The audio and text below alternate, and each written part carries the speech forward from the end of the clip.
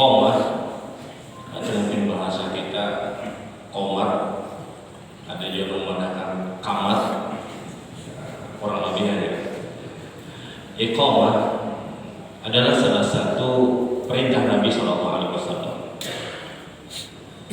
Iqamah itu adalah salah satu perintah Nabi SAW yang ulama berbeda pendapat.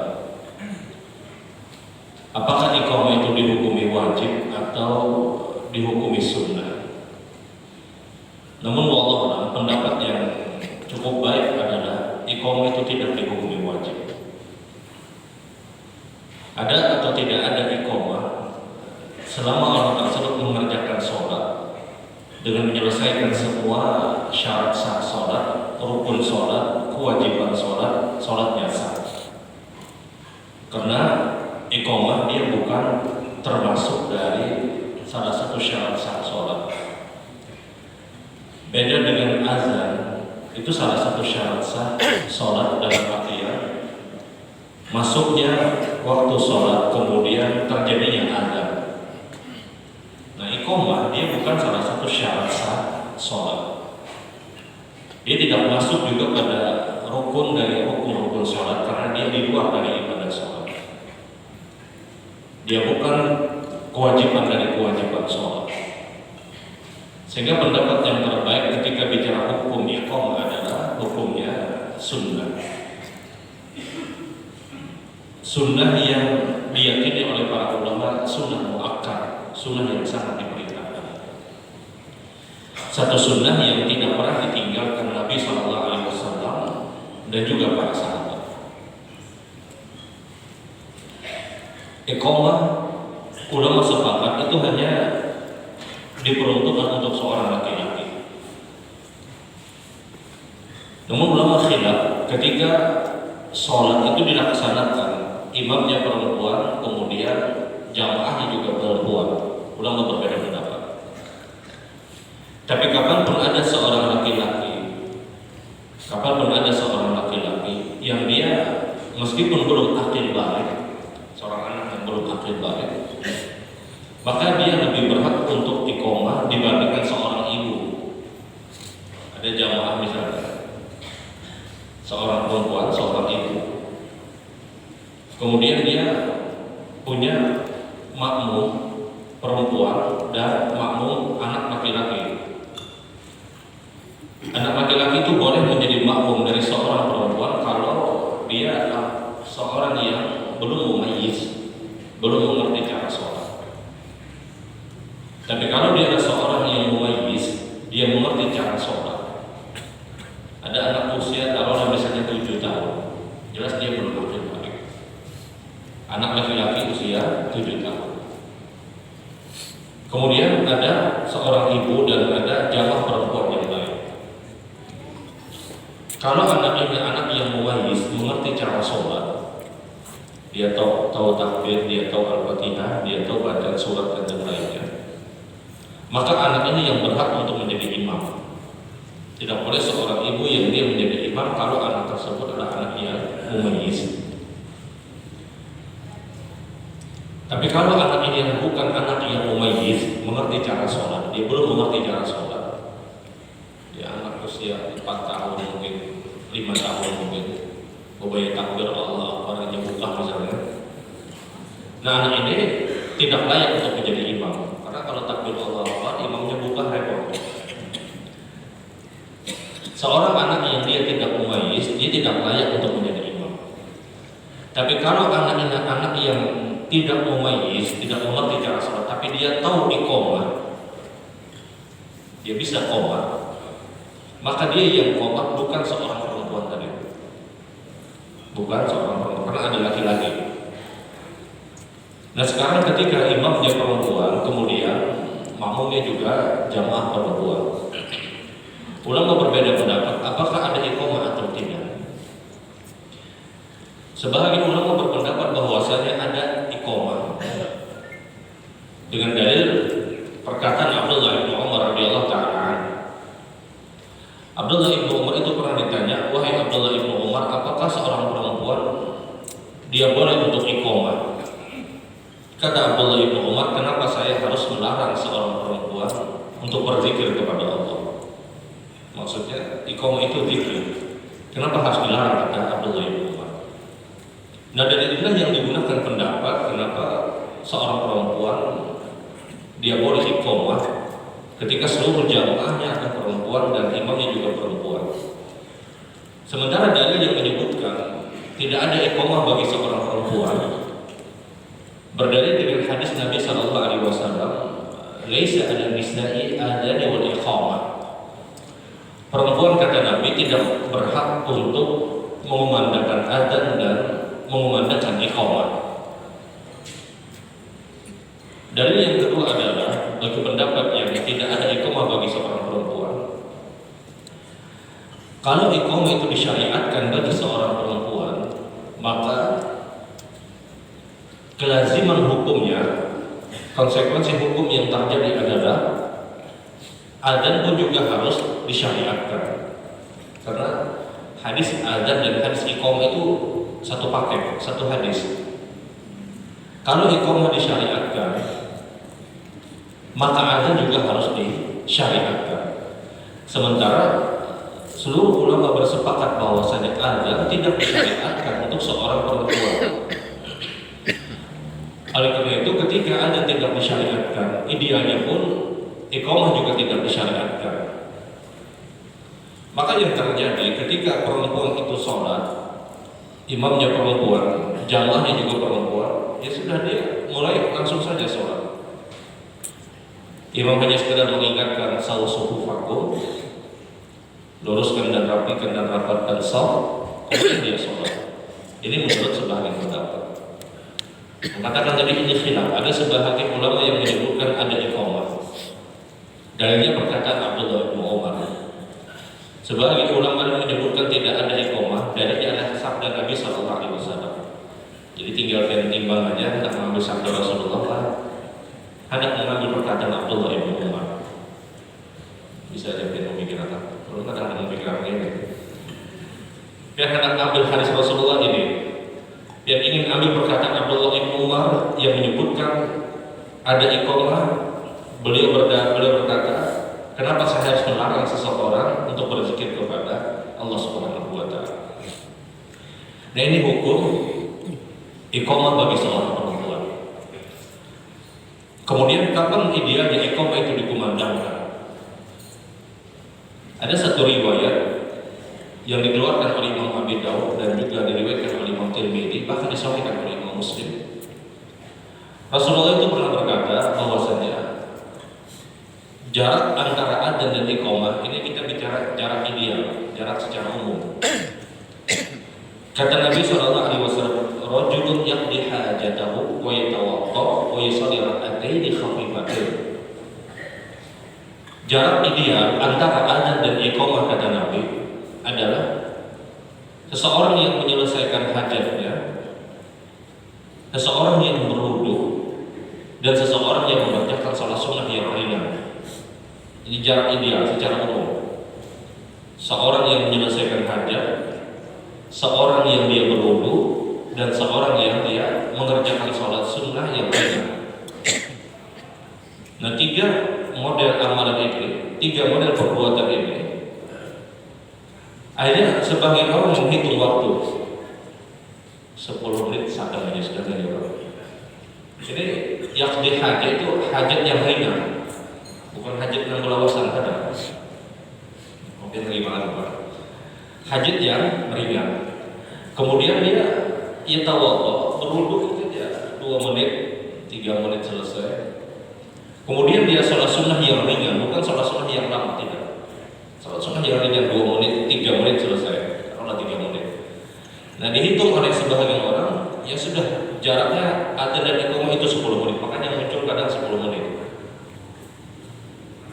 Namun kita tahu di zaman Nabi tidak ada hitungan 10 menit. Tidak ada hitungan 15 menit. Maka akhirnya dikembalikan kepada kemaslahatan dan perhitungan masing-masing tempat. Biasanya kalau subuh itu agak lama biasanya.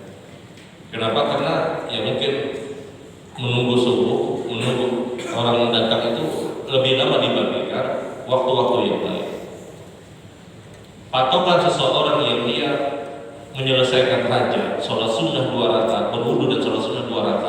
Ini patokan umum yang dijelaskan Nabi Shallallahu Alaihi Wasallam. Dan ini dalil bahwasanya tidak semua orang yang mengerjakan salat sunnah ditunggu baru iqamah, tidak. Imam sudah hendak maju, jangan makmum ada lagi berlima lagi sembahyang sunat ya. Berlima, kalau imam hendak maju ya sudah maju aja. Patokannya kata Nabi, satu orang yang dia menyelesaikan hajat, dia berwudu dan dia salat sunnah yang lain. Satu orang, bukan seluruh jamaah. Karena kalau seluruh jamaah itu akan sangat lama nanti iqamahnya. Sekali lagi ini jarak ideal. Ya meskipun di beberapa keadaan ada orang selesai hajat ketika jamaah sudah terkumpul dia sudah iqamah. Jadi tidak ada permasalahan. Azan baru selesai, tapi jamaahnya sudah terkumpul, maka siapa lagi yang ditunggu? Ya sudah dia iqamah. Tidak harus dia tunggu adanya dulu 10 menit, tidak. Jadi ini kembali kepada kemaslahatan, kembali kepada manfaat atau keperluan satu tempat dengan tempat yang lain, sehingga mungkin terjadi perbedaan. Namun patokan umum sebagaimana yang disebutkan oleh Nabi Shallallahu Alaihi Wasallam. Kemudian juga berkaitan dengan iqamah, iqamah yang dikumandangkan itu mutlak hak milik seorang imam. Al-muqimu musyir kata Nabi. Orang yang qomat itulah orang yang diperintahkan oleh imam. Artinya kapanpun imam menghendaki terjadi iqamah, maka iqamah itu terjadi. Sebagaimana perkataan Bilal bin Rabah, saya tidak pernah iqamah kata Bilal kecuali atas perintah Nabi Sallallahu Alaihi Wasallam. Ini dalil bahwasanya iqamah itu mutlak hak milik seorang imam. Karena jamaah yang menyuruh pada imamnya belum siap, ayo jadi jamaah sadar sudah tidak. Ya tidak. Iqamah itu mutlak hak milik seorang imam. Mohon maaf, menit atau detik-detik isyarat iqamah itu pun bukan sesuatu yang menjadikan iqamah itu harus terjadi.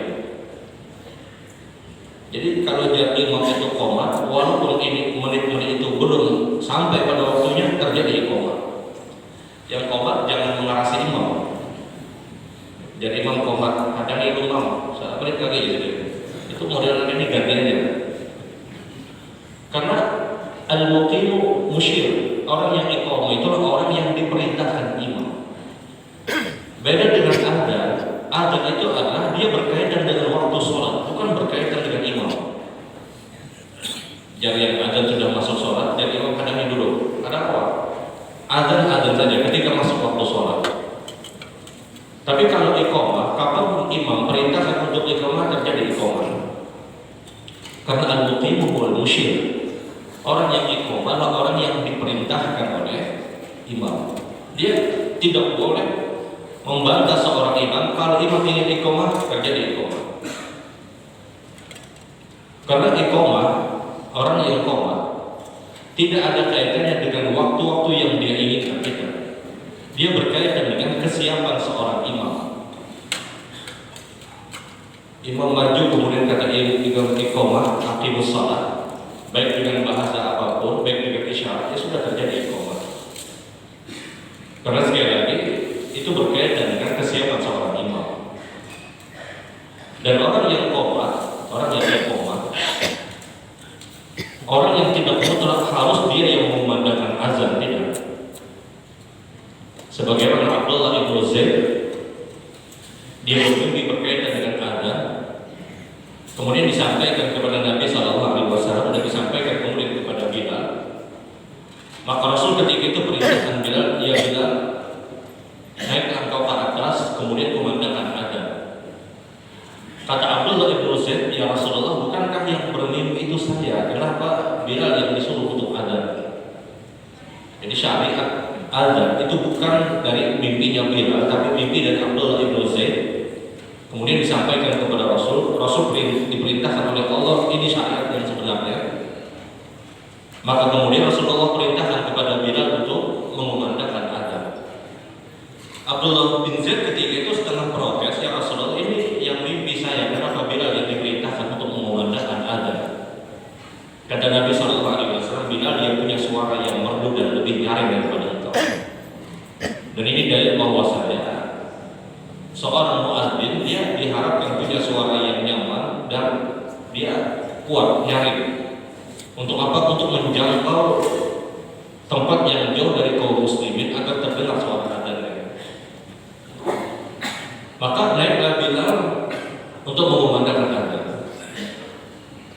Pada saat akan terjadi sholat, Rasulullah ketika itu perintahkan Abdullah bin Zaid untuk iqamah, untuk menghormati Abdullah bin Zaid. Dan ini dalil bahwasanya orang yang qomat tidak mutlak dia harus mengumandangkan adzan. Meskipun kalau bicara mana yang lebih afdal adalah yang adzan, dia yang qomat. Tapi kalau misalnya imam menghendaki untuk terjadi sholat, sementara muadzinnya tidak mendapatkan misalnya, ya sudah, siapa aja yang ditunjuk imam, dia iqamah. Imam sudah siap, jamaah sudah siap, dan imam aqimus shalah, dan jamaah muadzinnya baqamih lagi. Nah, itu ada istilah baqamih. Jangan menunggu muadzin baqamih, qomat aja. Tidak mutlak harus seorang yang muadzin dia harus iqamah, tidak. Sebagaimana yang terjadi di zaman Nabi SAW. Abdullah bin Zaid ketika itu beliau iqamah, sementara yang mengumandangkan adzan adalah Bilal bin Rabah. Kemudian di antara hal yang juga berkaitan dengan iqamah itu beda dengan adzan. Iqamah itu beda dengan adzan. Beda cara mengumandangkannya. Kalimatnya jelas ada perbedaan, tapi ada cara yang dijelaskan oleh Nabi SAW. Ketika sahabat bertanya, ya Rasulullah, bagaimana kami mengumandangkan adzan dan bagaimana kami mengumandangkan iqamah? Maka muncullah sabda Nabi SAW, al-adzanu bit-tarassul wal iqamatu bil hadar. Yang namanya adzan itu kata Nabi, caranya adalah dia perlahan, satu kalimat. Ya kalau bahasa kita itu sehabis nafas. Tapi kalau iqamah bil hadar, dia ritmenya lebih cepat. Ritme mengumandangkan iqamah dengan ritme mengumandangkan adzan itu berbeda. Kalau iqamah dia cepat, bacaannya lebih cepat. Makanya di dalam bacaan Al-Quran itu ada yang namanya tartil, ada yang namanya hadar. Tartil itu bacaan sesuai tajwid dengan mengikuti semua ilmu tajwid. 6 harokat dia baca, 4 harokat. Tapi kalau hadar itu semuanya dipukul 2 harokat. Bacaan hadar itu bacaan cepat. Nah, iqamah kata Nabi itu bil hadar, dengan bacaan yang lebih cepat dibandingkan bacaan orang yang mengumandangkan adzan. Jadi seorang yang iqamah dia harus tahu bahwasanya dia posisinya apa, iqamah atau adzan. Kalau iqamah maka bacanya agak cepat. Allah Akbar lebih cepat. Tapi kalau dia adzan maka bitarasul kata Nabi, dia perlahan, dia satu kalimat. Ini di antara pembeda selain lafaz kalimat yang ada di iqamah dan adzan adalah cara menyampaikan atau melafazkan kalimat iqamah dan adzan. Dan yang terakhir adalah hal yang berkaitan dengan iqamah. Iqamah itu menurut pendapat yang rajih tidak perlu untuk dijawab. Beda dengan adzan. Iqamah menurut pendapat yang rajih tidak perlu untuk dijawab. Beda dengan adzan, karena adzan itu jelas ada sabda Nabi, idza sami'tum mu'adzin faqul mithla ma yaqul inna bi kalimataini hayya 'alas shalah wa hayya 'alal falah faqulu la haula wa la quwwata illa billah. Kalau kalian mendengar muadzin adzan, jawablah dengan apa yang dia katakan, kecuali pada 2 kalimat hayya 'alas shalah dan hayya 'alal falah, maka jawablah dengan kalimat la haula wa la quwwata illa billah. Tapi iqamah tidak ada perintah untuk menjawab. Iqamah tidak ada perintah untuk menjawab. Ya sudah, kita cukup mendengarkan saja iqamah. Karena satu-satunya dalil kenapa ada orang yang menjawab iqamah, mereka berdalil dengan dalil menyamakan antara adzan dan iqamah, dikiaskan antara adzan dan iqamah. Dan itu ditolak. Karena adzan itu beda dengan iqamah. Pertama, beda syariatnya. Adzan itu disyariatkan kapan? Ketika masuknya waktu sholat. Sementara iqamah disyariatkan kapan? Kapan pun imam menghendaki iqamah terjadilah iqamah. Ini perbedaan pertama. Perbedaan kedua, antara adzan dan iqamah ada pada kalimat-kalimatnya. Perbedaan yang selanjutnya adalah iqamah tidak terjadi iqamah pun selama sudah masuk waktu sholat, maka sholatnya sah. Kita sholat misalnya, malam sholat sendiri misalnya, apakah boleh tidak iqamah? Boleh tidak iqamah, tapi iqamah dia dapat pahala sunnah. Sholat zuhur misalnya seorang, apakah harus iqamah? Tidak mutlak, dia tidak iqamah pun sholat zuhur sendiri itu sah. Tapi kalau dia iqamah, jelas itu lebih baik, itu lebih baik. Dan di antara hal-hal yang mendasar inilah yang menjadikan bahwasanya iqamah tidak bisa dikiaskan dengan adzan, sehingga hasilnya iqamah tidak perlu untuk dijawab. Karena terus terang mohon maaf, orang-orang yang menjawab kalimat iqamah kadang mereka pun tidak tahu apakah ini diperintahkan atau tidak. Orang yang menjawab hingga bukan biasanya menjawab. Kadang keadaan yang menjadikan orang itu terpengaruh pada satu perbuatan. Padahal kalau ditanya ini dalilnya mana menjawab iqamah, satu-satunya dalil adalah mengkiaskan iqamah itu seperti adzan. Sementara syariat itu berbeda adzan dan iqamah. Jadi pendapat yang lebih rajih wallahu iqamah itu tidak dijawab. Iqamah tidak dijawab. Terkadang ada orang yang Allah Akbar sampai pada qamati salat, kadang dia menjawab la ilaha illallah hanya dijawab saja. La ilaha illallah. Kalau hendak jawab aja dari pertama. Jangan paling-paling aja, ujungnya aja. Dan ini pun sekali lagi menjawab iqamah wallahu a'lam mohon maaf tidak ada dalil secara khusus. Yang ada adalah hanya kita diperintahkan untuk menjawab orang-orang yang mengumandangkan adzan. Subhanallah wa bihamdihi asyhadu an la ilaha illa anta